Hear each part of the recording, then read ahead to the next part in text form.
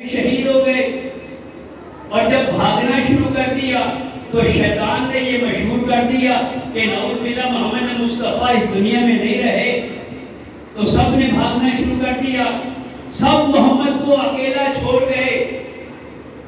اب جناب مولا کائنات نے اپنی ذوالفقار کے صدقے تمام کفار کو بچھاڑ دیا اور تمام کو بھگا دیا، اور جب سب لوگ محمد مصطفیٰ کے پروانے بن کر دوسرے سب آپ کے پاس آ گئے تو محمد مصطفیٰ نے مسکرا کر کہا کہ علی جب سب چھوڑ گئے تھے تو آپ کیوں نہیں گئے؟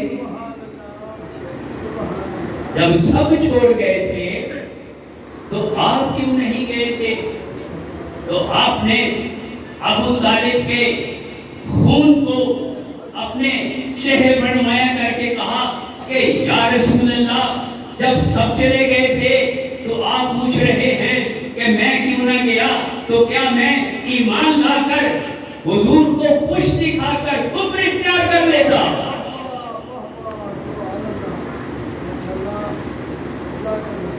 مولا کائنات کا یہ کہنا تھا۔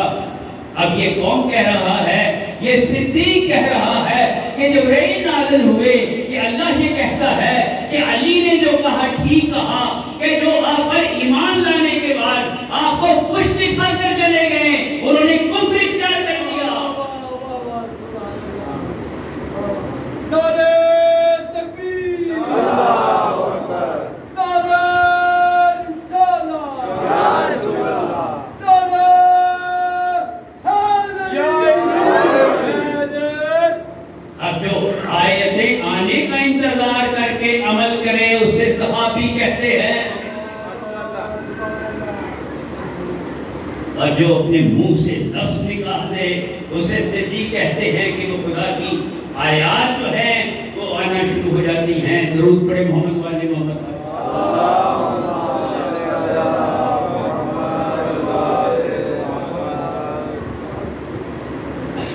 اللہ تعالیٰ نے ہمیں جب تندرست انسان بنایا ہے تو ہمیں مختلف جوارے عطا کیے، ہمیں بہت سی نعمتیں عطا کی ہیں۔ ہماری آنکھیں دیکھ رہی ہیں، ہمارے کان سن رہے ہیں، ہم اپنی ٹانگوں سے چلتے ہیں، اپنے قدموں کو استعمال کرتے ہیں، ہمارے جسم کے اعضاء جو ہیں، ہماری سانس چل رہی ہے، ہمارا جگر کام کر رہا ہے۔ تو میرا سوال آپ سے یہ ہے کہ ان اعضاء کا حاکم کون ہے؟ اس کا کنٹرول کس کے پاس ہے؟ تو آپ کہیں گے کہ اس کا کنٹرول دل کے پاس ہے۔ جب تک دل دھڑ دھڑ کر رہا ہے تو ہماری یہ زندگی قائم ہے، یہ سارے اعضاء کام کر رہے ہیں، آنکھوں سے ہم دیکھ رہے ہیں، کانوں سے ہم سن رہے ہیں، ٹانگوں سے ہم چل رہے ہیں۔ اب دل نظر نہیں آ رہا، دل نظر نہیں آ رہا، لیکن ہمارے اس انسانی نظام کو چلا رہا ہے۔ دل نظر تو نہیں آ رہا لیکن ہمارے اس جسم کے نظام کو چلا رہا ہے۔ تو اللہ نے اپنا ایک ہادی ایک پردے میں چھپا رکھا ہے جو نظر تو نہیں آتا، اسی کائنات کو چلا رہا ہے، چلا رہا ہے، چلا رہا ہے۔ درود پڑھے محمد والے۔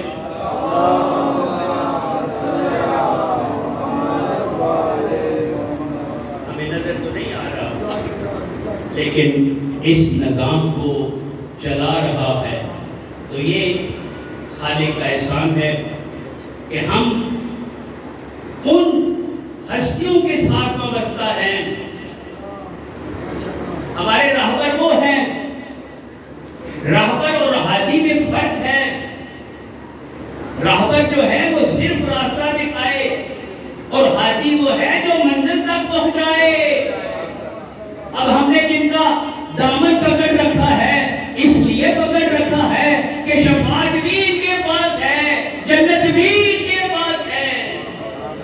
ہمیں تمام منزلوں سے یہ گزاریں گے کیونکہ ہمارے یہ راہبر بھی ہیں اور ہمارے ہادی بھی ہیں، اور ہم نے اسی لیے ان کے در سے اور اپنا دامن متمسک کیا ہوا ہے کہ حضرت محمد مصطفیٰ نے کہا کہ اجر رسالت یہ ہے کہ تم محبت کرو، میرے اقربا سے محبت کرو. اور میں دیکھ رہا تھا امام جعفر صادق علیہ السلام کا بیان کر رہا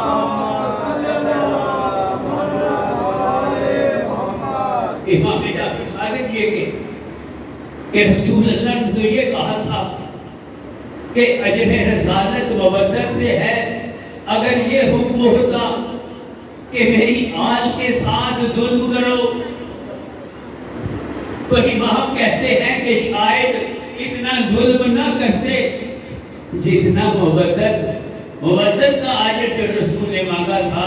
اب محمد و آل محمد کے گھرانے پر کیسی مصیبتیں آئی ہیں، کیسے ایسے مشکل وقت آئے ہیں، تو امام اسی لیے کہتے ہیں کہ مودت کا کہا تھا کہ آپ مودت کرنا، لیکن افسوس کہ رسول کی آنکھ بند ہوتے ہی کیسے کیسے محمد و آل محمد پر مصیبتیں آئیں. آج مجھے اس شہزادے کا ذکر کرنا ہے جسے باب الحوائج کہتے ہیں. میں مختصر وقت میں، کیونکہ قبلہ نے بھی مستقل مفصل اس کے اوپر مسائل بیان کرتے ہیں اور شبی جناب علی اصغر برآمد ہوگی، لیکن میں بھی اپنی عاقبت سنوارنے کے لیے چند الفاظ آپ کی خدمت میں اس شہزادے کے بارے میں بیان کرتا ہوں. جب مدینے سے یہ قافلہ چلا ہے اور تیار ہوا ہے تو شہزادہ علی اصغر چند دنوں کا تھا. اور آپ کو پتا ہے کہ مولا حسین نے اس فہرست میں اپنی بیٹی سغرا کا نام شامل نہیں کیا جو سفر پر جانے والے تھے. اب ہر ایک آ رہا ہے.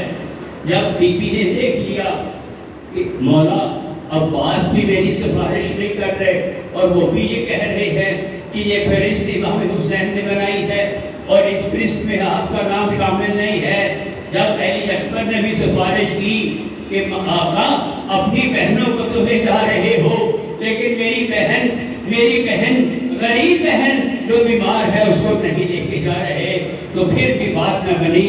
تو آخر میں جناب سغرا نے کہا کہ ایک مرتبہ میرے بھیا کو دو تاکہ میں جی بھر اس کو پیار کر لوں، جی بھر کر پیار کر لوں. تو رباب نے جناب سغرا کی جھولی میں جناب علی اصغر کو دے دیا. اب جناب علی اصغر لپٹے ہوئے ہیں اور جناب سغرا محبت کر رہی ہیں، پیار کر رہی ہیں. ادھر سے امام حسین نے کہا کہ عباس نرمی کرو، دیر ہو رہی ہے. تو کہتے ہیں کہ مولا جو بھی بیوی جاتی ہے، جناب زینب نے بھی کوشش کی ہے، اصغر سغرا کے دامن کو نہیں چھوڑ رہا. رباب نے بھی کوشش کر لی ہے، اب وہ سغرا کے دامن کو نہیں چھوڑ رہا. اب سغرا بھی یہ کہہ رہی ہے کہ ہاں مجھے تو نہیں لے جا رہے، اگر اصغر خوشی سے آ جائے تو چلا جائے. تو جناب اصغر جو ہیں وہ جناب سغرا کی گود سے الگ نہیں ہو رہے. تمام بیویوں نے کوشش کر لی ہے، ماں نے بھی کوشش کر لی ہے، پھوپھی حمنہ نے بھی کوشش کر لی ہے. تو مولا پریشان ہو گئے. مولا پریشان ہو کر آ کے بچے کے کان میں ایک فکرہ کہا. جیسے ہی امام نے وہ فکرہ کہا اسی لمحے اصغر نے سغرا کے دامن کو چھوڑ دیا اور رباب کے دامن میں آ گئی. تو پوچھا گیا کہ مولا آپ نے کیا کہا تھا؟ تو مولا کہتے ہیں کہ میں نے اصغر کے کان میں ایک ہی بات کہی ہے کہ مجھ مظلوم کا واسطہ تیرے خون کی مہر لگی ہوئی ہے کہ جتنی قربانیاں میں نے پیش کرنی ہے. یہ سننا تھا کہ اصغر نے سغرا کا دامن چھوڑ دیا ہے. اب آئے ہیں عاشورہ کے دن، 7ویں سے پانی بند ہو گیا اور آپ نے سنا ہے کہ جب حر کا لشکر آیا اور حر نے آپ کے گھوڑے کی لگام میں ہاتھ ڈالا تو مولا حسین نے کیا کہا کہ تیری ماں تیرے غم میں روئے. تو حر یہ کہتا ہے کہ مولا آپ نے تو میری ماں کا نام لے لیا، لیکن میں تو میری آپ کی ماں کا نام نہیں لے سکتا، کیونکہ فاطمہ تو زہرا ہے اور میری زبان جل جائے کہ ان کی شان میں کوئی بات کہہ سکوں۔ تو آپ نے کہا کہ حر تیرے یہ فوجیوں کے چہروں کے رنگ کی اڑے ہوئے ہیں، یہ رنگ کی اڑے ہوئے ہیں۔ تو کہتا ہے پیاس کی شدت سے ان کے رنگ اڑے ہوئے ہیں۔ تو سخی ابن سخی نے کیا کیا؟ عباس کو حکم دیا کہ عباس وہ تمام اونٹ بٹھا دو جن پر تم نے پانی کا ذخیرہ کیا ہوا ہے، یہ پیاسے ہے، یہ پیاسے ہے، میں سوال کرتا ہوں مولا۔ تو ان کے بعد آپ کے بچوں پہ پانی بند ہو جائے گا، التش التش کی آوازیں آ رہی ہوں گی۔ تو کہتے ہیں میں حسین کریم ابن کریم ہوں، آج یہ پیاسے ہیں۔ اب صرف امام حسین نے فوجیوں کو پانی نہیں پلایا، فوجیوں کو سیراب کرنے کے بعد، اور خود مولا نے کچھ لوگوں کی پیاس اپنے ہاتھ سے بجھائی ہے۔ ان کی پیاس بجھانے کے بعد ان کے گھوڑوں کو پانی پلانے کا بھی حکم دیا ہے، اور کہا جب تک ان کے گھوڑے منہ نہ موڑیں اس وقت تک پانی سیراب ہوتا رہے۔ تو یہ حسین کریم ابن کریم کہ جس نے دشمن کو اپنا سارا پانی پلا دیا ہے۔ اب ساتویں کو پانی بند ہو گیا کہ امام حسین کے بچوں تک پانی کی بوند نہ پہنچے۔ اب التش التش کی آوازیں ہیں جناب رباب کا، کیونکہ بھوک اور پیاس سے دودھ کچھ چرچرا ہے، اور یہ بچہ جو ہے، تمام بچے پیاس سے پریشان ہیں کہ ایک مرتبہ مولا حسین نے جب استغاثہ کیا ہے کہ کوئی ہے جو مجھے غریب کی مدد کرے، تو اس کا اثر 3 جگہ پہ ہوا۔ حضرت عباس کی لاش تڑپی، اور زین العابدین غش سے آنکھ کھول کر تلوار لے کر میدان کی طرف چلے۔ تو جب جناب احمد نے پوچھا کہ بیٹا کہاں جا رہے ہو، تو کہا میرا مولا مجھے بلا رہا ہے اور میں اس غصے کی آواز سن رہا ہوں۔ اور تیسرا اثر کیا ہوا کہ علی اصغر نے جھولے سے گرا دیا۔ جب علی اصغر نے جھولے سے اپنے آپ کو گرا دیا تو ایک کوہرام مچ گیا۔ امام حسین کے پاس جب یہ آواز پہنچی تو خیمے میں آئے کہ بہن یہ کوہرام کیسا ہے؟ تو کہا بھیا جب تم نے استغاثہ کیا ہے تو اصغر نے اپنے آپ کو جھولے سے گرا دیا ہے۔ تو آپ نے رباب کو کہا یہ لاؤ میرے بچے کو دو۔ اپنے بچے کو گود میں اٹھایا اور کہا کہ یہ بہت پیاسا ہے، یہ تو اس مچھلی کی طرح تڑپ رہا ہے جو پانی سے جب باہر آتی ہے خشکی پر تو تڑپنا شروع کر دیتی ہے۔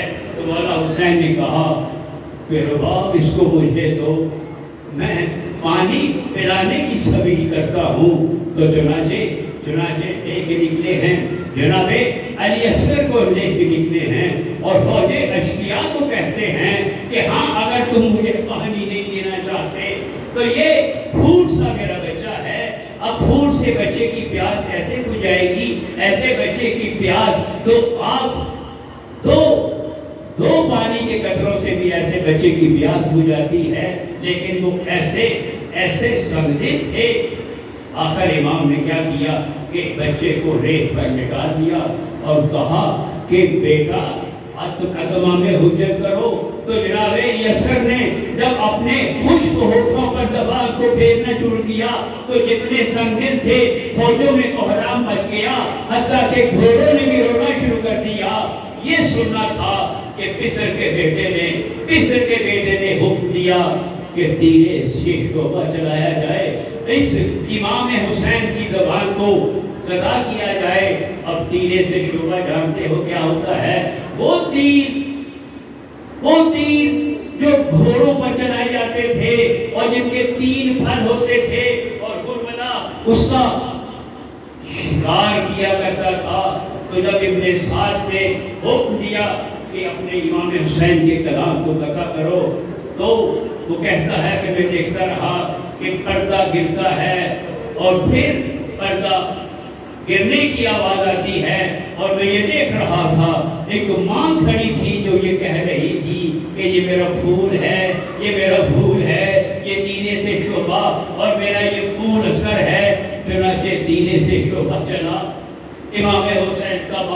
اٹھتا ہوا جناب علی اصغر کے گلے پہ لگا، اور اس کے بعد ایک خون کا فوارہ امام حسین کے ہاتھوں میں آیا.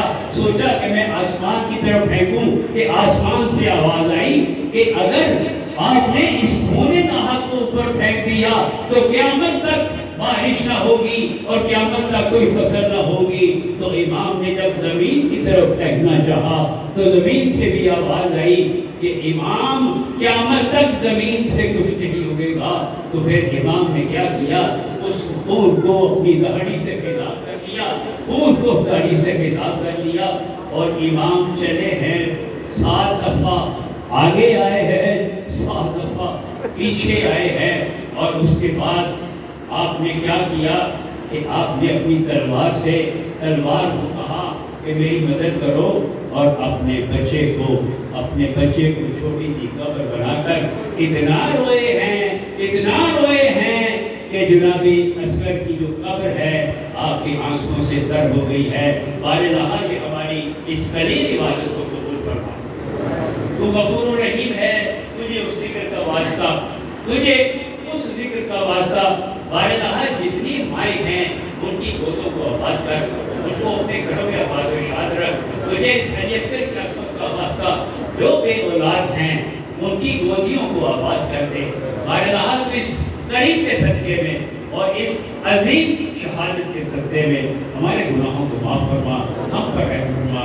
وسیّلہ والذین والذین لا